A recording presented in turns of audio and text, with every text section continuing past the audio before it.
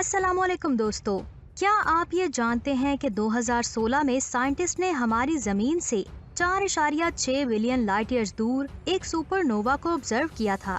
वैसे तो हमारी यूनिवर्स में बहुत ज्यादा सुपरनोवा होते रहते हैं, लेकिन ये सुपरनोवा हमारी हिस्ट्री का सबसे पावरफुल सुपरनोवा था, जिसका नाम SN 2016 सुपरनोवा है।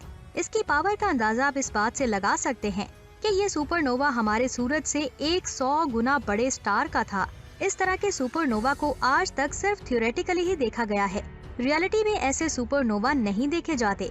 हमारी कायनात में हर एक स्टार की लिमिटेड एज होती है और जब किसी बड़े स्टार की एज कंप्लीट हो जाती है तो वो मुसलसल बढ़ता रहता है और फिर एक वक्त ऐसा आता है जब ये स्टार अपनी पूरी एनर्जी को ब्लास्ट करके हमारी यूनिवर्स में फैला देता है। इस ब्लास्ट को हम सुपरनोवा कहते हैं। यहाँ पर मैं आपको बता दूं, जिन स्टार्स में सुपरनोवा एक्सप्लोजन होता है वो हमारे सूरज से 5 या फिर 10 गुना बड़े होते हैं। हमारी मिल्की वे गैलेक्सी में बहुत ज्यादा सुपरनोवा होते हैं और हमें हर 50 साल के बाद एक सुपरनोवा देखने को मिलता है। सुपरनोवा एक किस्म का नहीं बल्कि कई किस्मों के होते हैं। सुपरनोवा के बारे में डिटेल से जानने के लिए आपको आज की इस वीडियो को एंड तक देखना होगा। लेकिन वीडियो शुरू करने से पहले आपसे गुजारिश है, अगर आपने अभी तक हमारे चैनल इफ टीवी को सब्सक्राइब नहीं किया तो बराए मेहरबानी हमारे चैनल को सब्सक्राइब करके बेल आइकन को प्रेस कर दें ताकि हमारी तमाम वीडियोस के नोटिफिकेशंस आपको मिल सके। 2016 में इंटरनेशनल एस्ट्रोनॉमर्स की एक टीम ने पेनोरमिक सर्वे टेलीस्कोप और रैपिड रिस्पांस सिस्टम के जरिए एक सुपरनोवा को ऑब्जर्व किया था।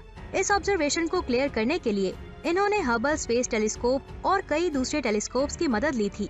इसके बाद एस्ट्रोनॉमर्स की टीम ने इस सुपरनोवा की लाइट को 2 साल तक स्टडी किया था।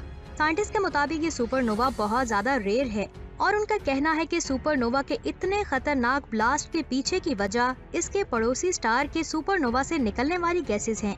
जब इसके नजदीक के सुपरनोवा की गैसेस इस स्टार से मिली तो बहुत बड़ा ब्लास्ट हुआ था। इस स्टडी के लीड ऑथर मैट निकल का कहना है कि आमतौर पर जब किसी सुपरनोवा से एनर्जी रिलीज होती है तो इसके साथ 1% से भी ज्यादा कम रेडिएशंस होती हैं। लेकिन इस सुपरनोवा से निकलने वाली रेडिएशंस नॉर्मल सुपरनोवा से निकलने वाली रेडिएशन से 5 गुना ज्यादा थीं। आपको सुनने में 5 गुना रेडिएशंस बहुत ही कम लग रही होंगी, लेकिन साइंटिस्ट के मुताबिक ये बहुत ज्यादा है। जब इस सुपरनोवा की ब्राइटनेस इसकी वैल्यू से 1% कम हुई तो साइंटिस्ट ने सुपरनोवा को प्रोड्यूस करने वाले स्टार का मैस कैलकुलेट किया तो उन्हें पता चला कि इसका मैस हमारे सूरज से 100 गुना ज्यादा है। यहाँ पर एक सवाल आता है, आखिर एक स्टार इतना बड़ा कैसे हो सकता है? तो मैं आपको बता दूं, साइंटिस्ट इसकी 2 एक्सप्लेनेशंस देते हैं। पहली ये कि इस स्टार में हाइड्रोजन की मिकदार बहुत ज्यादा होगी, जिसकी वजह से ये बहुत ज्यादा गर्म और डेंस होता होगा और फिर इसका साइज बढ़ गया होगा। दूसरी एक्सप्लेनेशन ये है कि हो सकता है इस स्टार की जगह 2 छोटे स्टार्स होंगे और वो दोनों एक दूसरे में मर्ज हो गए होंगे। मर्ज होने की वजह से ये दोनों अनस्टेबल हो गए, जिसकी वजह से हमें ये कायनात का सबसे बड़ा सुपरनोवा देखने को मिला। साइंटिस्ट के लिए सुपरनोवा को देखना बहुत बड़ी कामयाबी थी। साइंटिस्ट की इस सुपरनोवा ने दूसरे स्टार की लास्ट स्टेज को जानने में बहुत ज्यादा हेल्प की है। हबल स्पेस टेलीस्कोप ने आज तक बहुत ज्यादा सुपरनोवा को देखा है। स्पेस हिस्ट्री का सबसे पहला सुपरनोवा भी हबल स्पेस टेलीस्कोप ने ही कैप्चर किया था, लेकिन इस सुपरनोवा की एनर्जी बाकी के सुपरनोवा से बहुत ज्यादा थी।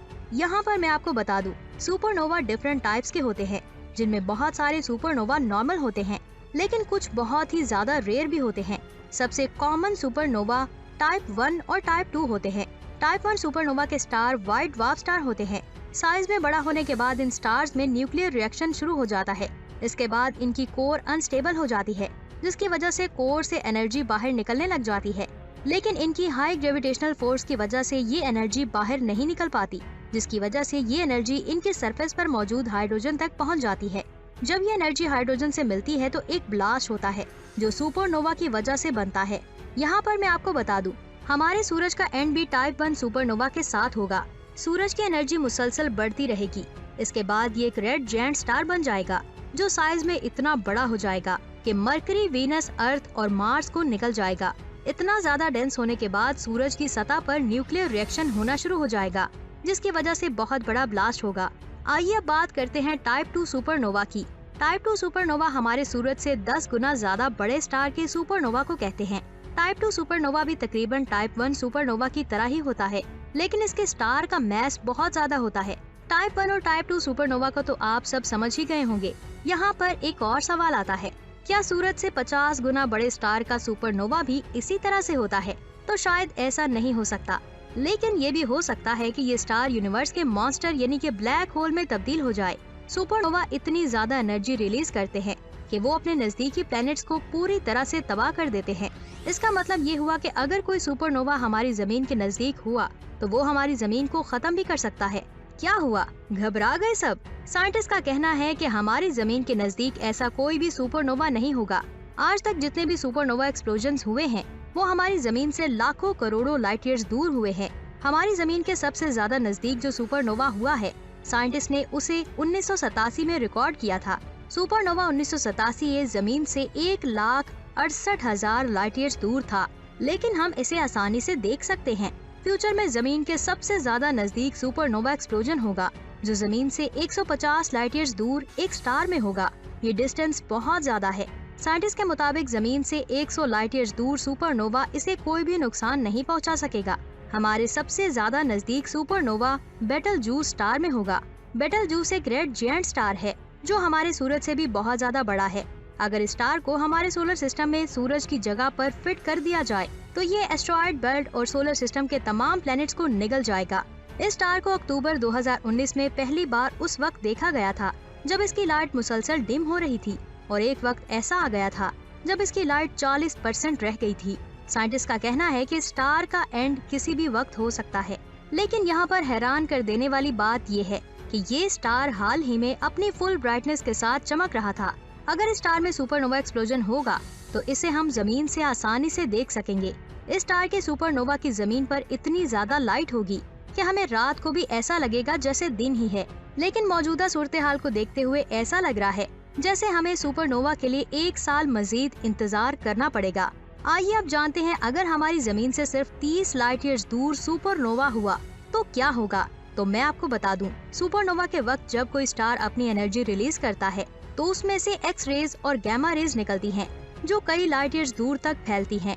अगर कोई भी सुपरनोवा हमारी जमीन के इतना नजदीक हुआ तो उससे निकलने वाली एक्स रेज और गामा रेज हमारी जमीन की ओजोन लेयर को खत्म कर देंगी, यानी कि उस लेयर को जो हमारी जमीन को सूरज की अल्ट्रावायलेट रेज से बचाती है।